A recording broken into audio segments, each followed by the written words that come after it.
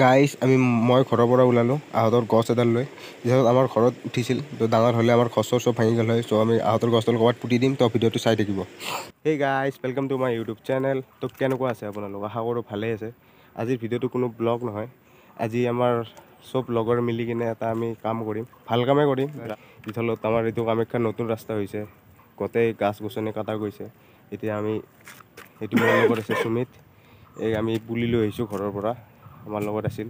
সেই এতিয়া আমি ক'ৰবাত পুতি দিম আৰু আজিৰ পৰা মানে আজি বেছি নাই, আজি বেছি গাছ নাই, তো লাহে লাহে আমি এইটো আগবঢ়াই থাকিম। যিথলত বহুত গছ ইয়াতে কটা গৈছে। চ' আপোনাৰ ভিডিঅ'টো যদি ভাল লাগে লাইক কৰি দিব। গাইজ মই ঘৰৰ পৰা অনা গছডাল ইয়াতে পুতিম। এইটো আমাৰ ছয়সনকালী মন্দিৰ হয়। ইয়াতে মানে চাৰু বাবাই কৈছে আমাক কিচলত ইয়াতে পুতিলে সিহঁতে পানীও দিব গাছডালত, ভালকৈ চাহ চিতা কৰিব। ইয়াৰে ছাইডত এডাল বেল গছো আছে আৰু এইপিনে চাৰিওপিনে জংঘল গাইজ। চ' আপুনি চাওক কিমান জংঘল আছে। গাইজ আমি বেলগছডালৰ ওচৰতে আমি আহঁত গছডাল পুতি দিলোঁ, কি ধুনীয়া লাগিছে। আৰু সাধু বাবাই যিচলত কৈছে ইয়াতে সদায় পানী দিব, বেলগছততো ধূপ চাকি জ্বলাই ইয়াতে পানীটো দি দিব। চ' আমি এতিয়া আৰু আহঁতৰ পুলিবোৰ বিচাৰি আহিছোঁ। আৰু এইটো চাওক গাইজ, শিলৰ মাজত লাগিছে আহঁতডাল। এইডাল ইয়াতে ডাঙৰ হ'বই নোৱাৰিব, ডাঙৰ হ'লেই ইয়াতে গাছডাল মৰি যাব।